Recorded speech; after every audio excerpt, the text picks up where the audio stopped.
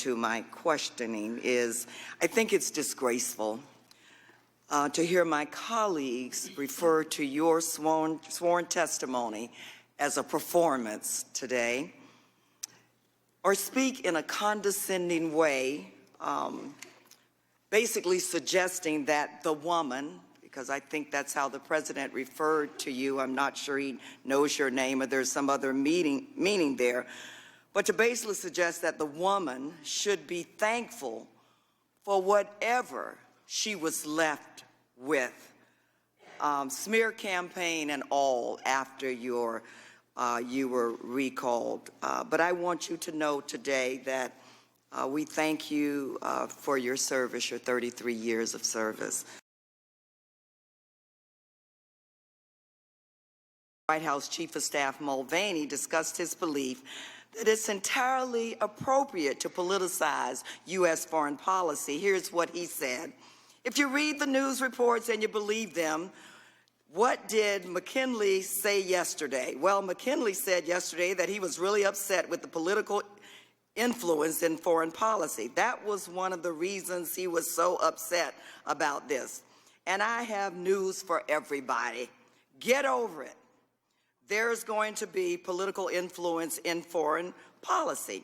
Ambassador Yovanovitch, do you share the concern raised by Ambassador McKinley in testimony before this committee about political influence in foreign policy? Well, as I said before, I think it's important to keep political influence out of foreign policy because we all, whether we are Republican or Democrats or something else, have common security interests, and that needs to be safeguarded and advanced. And what message do you think it sends to other foreign service officers and public service, which we so desperately need good ones, when an administration refuses to support its own officials in the face of a smear campaign? Well, it's deeply troubling. It's deeply troubling, and there are morale issues at the State Department. Morale issues at the State Department.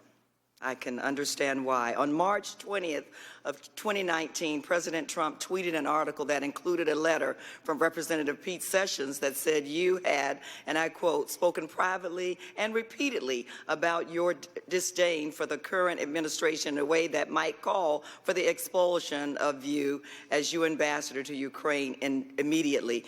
Did you speak publicly and privately about your disdain for the Trump administration? No.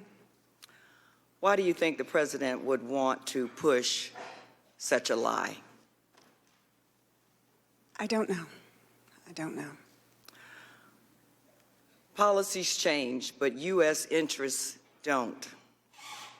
Not for those who are seeking to do the work of protecting our nation, the work you have done for decades. The president, his chief of staff, and his allies seem to want nothing more than to smear the good people trying to protect this country and to hijack our institutions for their personal and political gain. Again, Ambassador, we thank you so much for your service, and I'll yield my remaining time to the chairman.